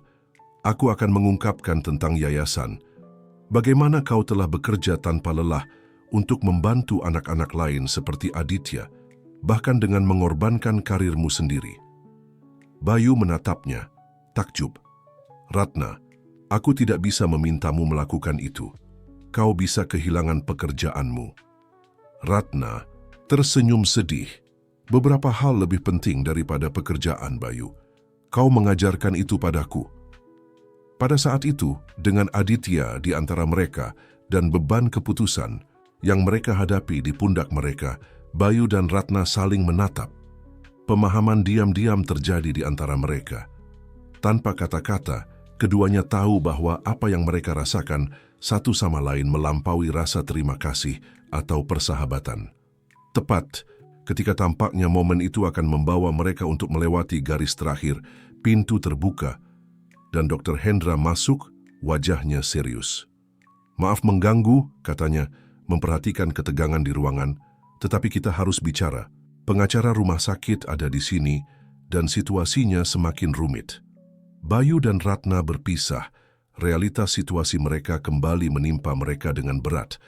Tetapi saat Bayu bangkit untuk mengikuti Dr. Hendra, dia merasakan tangan Ratna dalam genggamannya, meremasnya lembut sebagai tanda dukungan. "Aku akan ada di sini," katanya sederhana. Bayu mengangguk berterima kasih sebelum berpaling ke Aditya. "Aku akan segera kembali, jagoan. Istirahatlah sebentar, oke?" Sementara Bayu keluar dari ruangan bersama Dr. Hendra, Ratna tetap bersama Aditya. Pikirannya berputar dengan implikasi dari apa yang akan dia lakukan. Dia tahu bahwa dengan bersaksi untuk Bayu, dia tidak hanya membahayakan karirnya, tetapi juga mengekspos perasaannya sendiri di bawah pengawasan publik.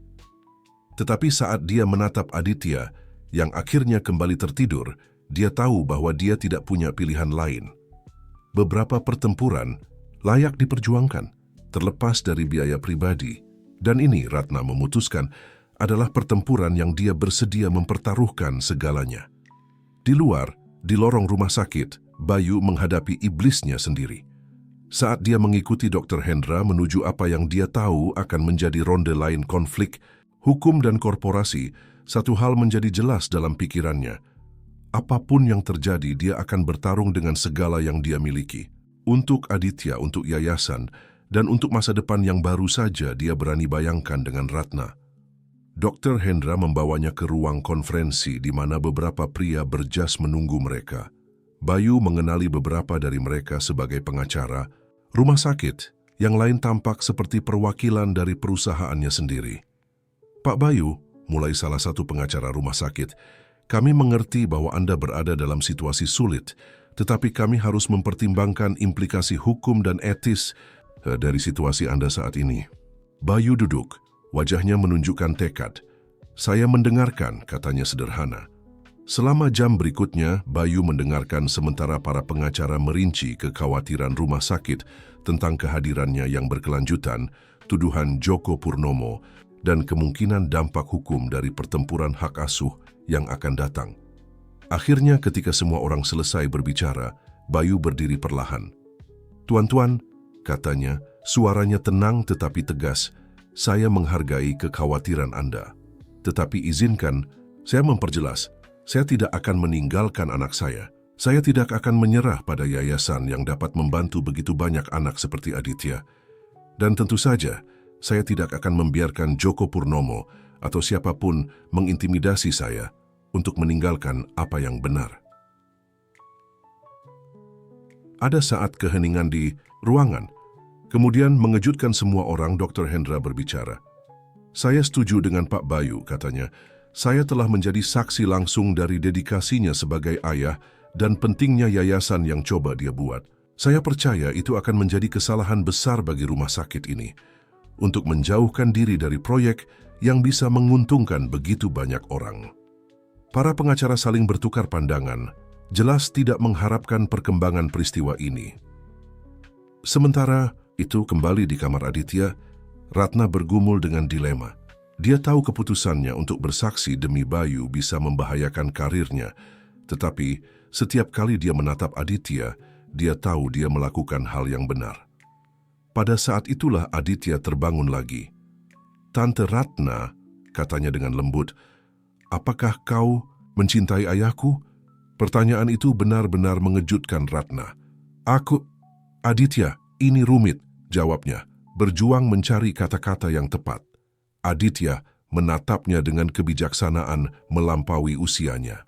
"Orang dewasa selalu mengatakan bahwa segala sesuatunya rumit," katanya. "Tapi cinta seharusnya tidak begitu, kan? Kau membuat ayah bahagia, dan dia membuatmu bahagia. Aku bisa melihatnya." Ratna merasakan air mata menggenang di matanya. "Kau anak yang sangat pintar, Aditya," katanya dengan lembut. "Dan kau benar, ayahmu membuatku sangat bahagia." "Kalau begitu kau harus memberitahunya," kata Aditya dengan kesederhanaan seorang anak. "Hidup itu singkat, itu yang selalu dikatakan nenek." Ratna tidak bisa menahan tawa di antara air matanya. "Nenekmu terdengar seperti wanita yang sangat bijaksana," katanya. Tepat pada saat itu pintu terbuka dan Bayu masuk. Wajahnya menunjukkan tanda-tanda kelelahan tetapi juga tekad. "Bagaimana keadaan dua orang favoritku?" tanyanya, memaksakan senyum. "Ayah," kata Aditya langsung, "Tante Ratna punya sesuatu untuk dikatakan padamu." Bayu menatap Ratna, bingung. "Ada apa?" Ratna merasakan jantungnya berdebar kencang. Ini bukan momen yang dia bayangkan, tetapi mungkin Aditya benar. Mungkin hidup terlalu singkat untuk memperumit sesuatu. "Bayu," dia mulai, suaranya sedikit gemetar, kita..." Tetapi sebelum dia bisa menyelesaikan, pintu terbuka dengan keras. Joko Purnomo masuk, diikuti oleh dua petugas polisi. "Maaf mengganggu," kata Joko, suaranya syarat dengan simpati palsu, "tetapi aku memiliki surat perintah pengadilan. Bayu Santoso, kau untuk sementara kehilangan hak asuh Aditya sampai adanya penyelidikan tentang kelayakanmu sebagai ayah." Kekacauan pecah di ruangan. Aditya mulai menangis berpegangan pada Bayu. Ratna mengintervensi antara tempat tidur dan para petugas, wajahnya menunjukkan tekad. "Kalian tidak bisa melakukan ini," kata Bayu, suaranya tercekat oleh emosi. "Dia anakku, dia perlu bersamaku." Joko tersenyum dingin. "Maaf Bayu, tapi ini demi kebaikan Aditya. Jangan khawatir, dia akan berada di tangan yang baik." Sementara para petugas maju, Ratna mengambil keputusan dalam sepersekian detik. Dia berpaling ke Bayu dan di depan semua orang menciumnya dengan penuh gairah. Ketika mereka berpisah, dia menatap langsung ke mata Joko. "Saya akan bersaksi," katanya dengan tegas. "Tentang jenis ayah seperti apa Bayu, tentang yayasan, tentang segalanya. Dan saya sarankan Pak Purnomo, agar Anda bersiap untuk pertempuran hukum yang akan membuat tindakan Anda hari ini tampak seperti permainan anak-anak." Wajah Joko memucat sedikit. Jelas dia tidak mengharapkan perlawanan ini. Pada saat itu seolah takdir telah memutuskan untuk ikut campur, Dr. Hendra masuk ke dalam ruangan, diikuti oleh beberapa anggota Dewan Direksi Rumah Sakit. "Saya rasa kita semua perlu mengadakan pembicaraan," kata Dr. Hendra dengan otoritas. "Petugas, saya minta Anda menunggu di luar. Tidak ada yang akan membawa siapapun sampai kita menjelaskan beberapa hal."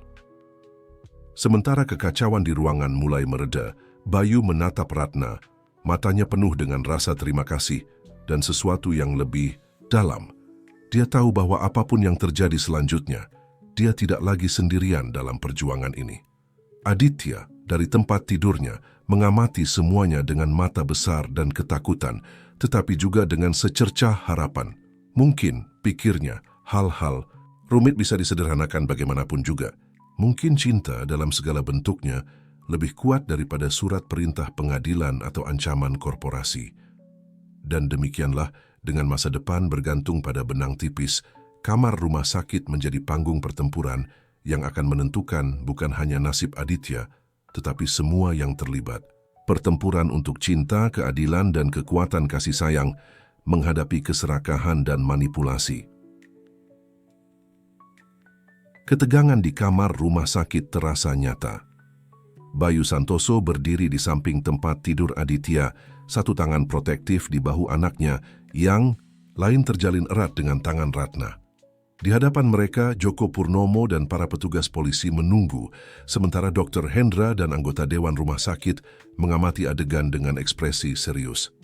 "Baiklah," mulai Dr. Hendra, suaranya tenang, tetapi berwibawa. "Wati Sazmai, saya rasa kita semua perlu mengambil waktu sejenak untuk mempertimbangkan apa yang benar-benar penting di sini. Kita berada di rumah sakit dan kepentingan utama kita haruslah kesejahteraan Aditya." Joko melangkah maju, wajahnya menunjukkan kekhawatiran. "Palsu. Tepat sekali, dokter. Dan demi kesejahteraan Aditya kami di sini, Jelas Bayu tidak dalam kondisi untuk merawat anaknya dengan baik saat ini. Bayu merasakan kemarahan membara di dalam dirinya. Tetapi sebelum dia bisa menjawab, Ratna berbicara. "Dengan segala hormat, Pak Joko," katanya, suaranya tegas. "Sebagai perawat utama Aditya, saya dapat bersaksi bahwa Pak Bayu telah menjadi ayah teladan selama seluruh masa tinggal anaknya di sini. Dia telah hadir penuh perhatian dan sepenuhnya berdedikasi pada kesejahteraan Aditya." Salah satu anggota dewan, seorang wanita tua berkacamata, berdeham. "Perawat Widya Stuti, kami memahami posisi Anda, tetapi kami juga telah mendengar rumor tentang hubungan pribadi antara Anda dan Pak Bayu. Bisakah Anda memastikan kami bahwa penilaian Anda tidak terganggu?" Ratna merasa wajahnya memerah, tetapi dia tetap mengangkat kepalanya tinggi. "Hubungan pribadi saya dengan Pak Bayu tidak ada hubungannya dengan evaluasi profesional saya tentang kemampuannya sebagai ayah. Faktanya, justru karena saya telah menyaksikan dedikasinya dan cintanya untuk Aditya, sehingga saya dapat berbicara dengan keyakinan seperti itu." Bayu menatap Ratna dengan campuran rasa terima kasih dan kekaguman. Pada saat itu dia tahu bahwa tidak peduli apa yang terjadi, mereka akan berjuang bersama. "Jika saya boleh, Dr. Hendra ikut campur, saya rasa ada aspek lain yang harus kita pertimbangkan. Pak Bayu telah bekerja pada proyek yayasan yang dapat sangat menguntungkan rumah sakit kita dan banyak anak seperti Aditya. Apakah kita benar-benar ingin mengambil risiko kehilangan kesempatan itu?" Joko tertawa mencemooh. "Yayasan? Tolong, itu hanya upaya putus asa Bayu untuk membersihkan citranya." Saat itulah Aditya, yang telah luar biasa diam, berbicara. "Itu tidak benar," katanya. Suaranya kecil tetapi mantap. "Ayahku ingin membantu anak-anak lain. Dia memberitahuku, dia ingin agar tidak ada anak lain yang harus mengalami apa yang aku alami." Semua mata beralih ke anak itu. Bayu merasakan terbentuknya simpul di tenggorokannya. "Aditya, benar," katanya dengan lembut. "Semua ini yayasan perubahan dalam hidupku, karena akhirnya aku mengerti apa yang benar-benar penting. Bukan uang, bukan kekuasaan, adalah membuat perbedaan dalam kehidupan orang lain." Ada saat keheningan di ruangan. Kemudian, mengejutkan, semua orang, salah satu anggota Dewan Rumah Sakit, seorang pria tua dengan kumis yang mengesankan, berdeham. Saya rasa kita harus mendengar lebih banyak tentang yayasan ini," katanya. "Jika benar-benar dapat menguntungkan rumah sakit kita dan anak-anak yang kita rawat, akan tidak bertanggung jawab bagi kita untuk tidak mempertimbangkannya." Joko tampak marah. "Ini konyol. Kita punya surat perintah pengadilan. Surat perintah yang didasarkan pada informasi yang tidak lengkap," sela Ratna. "Saya bersedia bersaksi di bawah sumpah tentang semua yang telah saya saksikan di sini. Tentang cinta Bayu untuk Aditya, tentang dedikasinya pada yayasan, tentang semuanya." Para petugas polisi saling bertukar pandangan tidak nyaman. Jelas, mereka tidak mengharapkan perlawanan ini. Dr. Hendra melangkah maju. "Saya mengusulkan hal berikut. Kita menunda tindakan hukum apapun selama 48 jam. Selama waktu itu, Pak Bayu dan perawat Widya Stuti akan mempresentasikan proposal mereka untuk yayasan kepada Dewan Rumah Sakit. Kita juga akan mengumpulkan kesaksian dari staf medis tentang perilaku Pak Bayu selama masa tinggal Aditya. Setelah itu, kita akan mengambil keputusan yang diinformasikan tentang bagaimana melanjutkan." Ada gumaman persetujuan di antara anggota Dewan. Bahkan para petugas polisi tampaknya lega dengan solusi sementara ini. Joko melihat bahwa dia kehilangan dukungan, mencoba serangan terakhir. "Bayu, pikirkan apa yang kau lakukan. Kau mempertaruhkan semua yang telah kau bangun."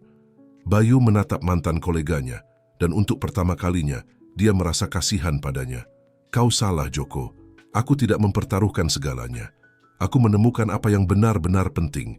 Dengan kata-kata itu, atmosfer di ruangan berubah. Para petugas polisi setelah menerima anggukan dari Dr. Hendra mundur. Anggota dewan mulai berdiskusi dengan suara rendah di antara mereka. "Joko, kalah untuk saat ini. keluar dari ruangan. Tanpa mengucapkan kata lagi, Bayu berpaling ke Ratna dan Aditya memeluk keduanya. "Terima kasih," bisiknya, suaranya syarat dengan emosi. "Kepada kalian berdua, aku tidak tahu apa yang akan kulakukan tanpa kalian." Ratna membalas pelukannya, matanya bersinar dengan air mata yang tidak jatuh. "Kita bersama dalam hal ini," katanya dengan lembut. "Kita semua." Aditya, dari tengah pelukan, tersenyum. "Lihat ayah, ku bilang Tante Ratna mencintaimu." Bayu dan Ratna saling pandang, terkejut dengan keterus-terangan anak itu, tetapi tidak mampu menyangkal kebenaran dalam kata-katanya. Dr. Hendra mengamati adegan itu, tidak bisa menahan senyum kecil. "Baiklah," katanya, berdeham. "Kita punya banyak pekerjaan yang harus dilakukan dalam 48 jam ke depan. Saya sarankan kita semua beristirahat sebentar dan bersiap untuk besok." Sementara dokter dan anggota dewan yang tersisa keluar dari ruangan, Bayu, Ratna, dan Aditya tetap bersama. Pulau kecil ketenangan di lautan kekacauan yang mengelilingi mereka. Mereka tahu bahwa tantangan yang mereka hadapi jauh dari berakhir, tetapi untuk pertama kalinya dalam waktu yang lama, mereka merasakan secercah harapan sejati. Di luar, matahari mulai terbenam, memandikan kamar rumah sakit dalam cahaya keemasan yang hangat. Seolah-olah alam semesta sendiri menandakan bahwa setelah kegelapan selalu datang cahaya. Dan bagi Bayu, Ratna, dan Aditya, cahaya itu bersinar lebih terang dari sebelumnya. Papan emas jam berikutnya adalah pusaran aktivitas frenetik. Bayu dan Ratna bekerja tanpa lelah, mempersiapkan presentasi mereka untuk Dewan Direksi Rumah Sakit. Mereka menghabiskan malam-malam tanpa tidur, menyempurnakan setiap detail rencana yayasan, memastikan setiap aspek didukung oleh data solid dan proyeksi realistis. Sementara itu, Dr. Hendra mengkoordinasikan pengumpulan kesaksian dari staf rumah sakit. Perawat, dokter, dan bahkan staf kebersihan secara sukarela datang untuk berbagi pengalaman mereka dengan Bayu dan Aditya. Cerita-cerita tentang dedikasi sebagai ayah, tentang malam-malam yang dihabiskan di samping tempat tidur rumah sakit, tentang momen tawa dan penghiburan di tengah kesulitan dengan cepat terakumulasi. Pagi hari presentasi tiba dengan campuran kegugupan dan tekad.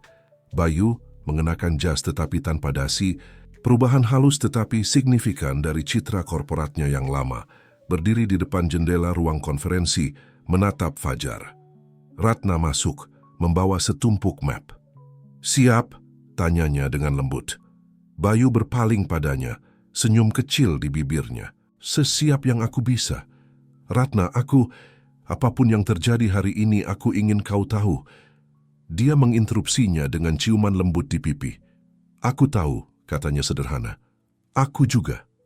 Pintu terbuka dan anggota dewan mulai masuk. Bayu memperhatikan dengan campuran lega dan cemas bahwa Joko Purnomo tidak ada di antara mereka. Dr. Hendra adalah yang terakhir masuk, ditemani oleh kejutan, Aditya di kursi roda dengan seorang perawat di sampingnya. "Saya harap Anda tidak keberatan," kata Dr. Hendra. Aditya bersikeras untuk hadir. "Saya rasa dia memiliki hak penuh untuk menjadi bagian dari ini." Bayu merasakan terbentuknya simpul di tenggorokannya saat anaknya tersenyum berani padanya. Presentasi dimulai. Bayu dan Ratna bergantian merinci visi mereka untuk yayasan. Mereka berbicara tentang program penelitian, tentang peningkatan peralatan medis, tentang dukungan untuk keluarga yang tidak mampu membayar perawatan mahal. Tetapi lebih dari sekedar angka dan proyeksi, mereka berbicara tentang harapan, tentang kemungkinan masa depan di mana tidak ada orang tua yang harus merasakan keputusasaan yang Bayu alami, di mana tidak ada anak yang harus menderita tanpa perawatan terbaik yang mungkin. Ketika mereka selesai, ada momen keheningan di ruangan. Kemudian mengejutkan semua orang, Aditya mengangkat tangannya. "Bolehkah aku mengatakan sesuatu?" tanyanya dengan malu-malu. Ketua Dewan mengangguk tersentuh. Aditya menatap ayahnya dan kemudian Ratna sebelum berbicara. "Aku tahu aku hanya seorang anak," dia mulai, "tetapi aku telah melihat hal-hal yang belum dilihat banyak orang dewasa. Aku telah melihat seperti apa rasanya takut, sangat takut. Tetapi aku juga telah melihat seperti apa cinta sejati. Ayahku." Dia berubah, untukku, untuk anak-anak lain sepertiku. Dan Tante Ratna, dia membantu kami melihat bahwa kami bisa melakukan sesuatu yang baik dengan semua ini. Aku tidak mengerti semua tentang yayasan dan dewan, tetapi aku tahu bahwa jika mereka dapat membantu agar anak-anak lain tidak terlalu takut, maka itu adalah hal yang baik. Tolong, biarkan mereka melakukannya. Tidak ada mata yang kering di ruangan ketika Aditya selesai. Ketua dewan berdeham, jelas tersentuh. Saya rasa saya berbicara untuk semua ketika saya mengatakan bahwa kami sangat terkesan. Pak Bayu, Perawat Widya Stuti, proposal Anda luar biasa. Kami akan membutuhkan waktu untuk mendiskusikan detail, tetapi saya dapat mengatakan dengan yakin bahwa Anda memiliki dukungan penuh kami. Gelombang lega dan kegembiraan yang memenuhi ruangan terasa nyata. Bayu memeluk Aditya, air mata mengalir bebas di wajahnya. Ratna bergabung dalam pelukan, dan untuk sesaat dunia luar berhenti ada. Minggu-minggu berikutnya adalah pusaran aktivitas. Yayasan secara resmi didirikan, dengan Bayu dan Ratna sebagai co-direktur. Joko Purnomo menghadapi investigasi atas tindakannya mengundurkan diri diam-diam dari Dewan Perusahaan Bayu. Aditya terus membaik dan segera dia diizinkan pulang dari rumah sakit. Hari ketika dia akhirnya bisa pulang ke rumah, seluruh staf ICU berkumpul untuk mengucapkan selamat tinggal, banyak dengan air mata di mata mereka. Beberapa bulan kemudian, pada peresmian besar proyek pertama yayasan, sebuah pusat penelitian pediatrik, Bayu kembali berdiri di podium. Tetapi kali ini, alih-alih berbicara tentang keuntungan dan akuisisi, dia berbicara tentang harapan dan kesempatan kedua. Setahun yang lalu, katanya, suaranya syarat dengan emosi, aku pikir aku telah kehilangan segalanya. Tetapi sebenarnya, aku hampir menemukan segalanya. Dia menatap Ratna yang berdiri di sampingnya, dan Aditya sehat dan tersenyum di baris depan. Aku belajar bahwa kesuksesan sejati tidak diukur dalam rupiah atau saham, tetapi dalam kehidupan yang kita sentuh, dalam perbedaan yang kita buat. Yayasan ini adalah kesaksian dari itu. Ini adalah kesaksian dari kekuatan cinta, kasih sayang, dan ya, pengampunan. Sementara kerumunan bertepuk tangan, Bayu turun dari podium dan memeluk keluarganya. Ratna, sekarang tunangannya, memberinya ciuman lembut.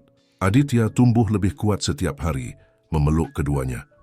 Pada saat itu dikelilingi oleh cinta dan tujuan, Bayu Santoso tahu bahwa dia telah menemukan warisan sejatinya, bukan di gedung pencakar langit yang telah dia bangun atau kekayaan yang telah dia kumpulkan, tetapi di hati yang telah dia sentuh dan kehidupan yang telah dia ubah.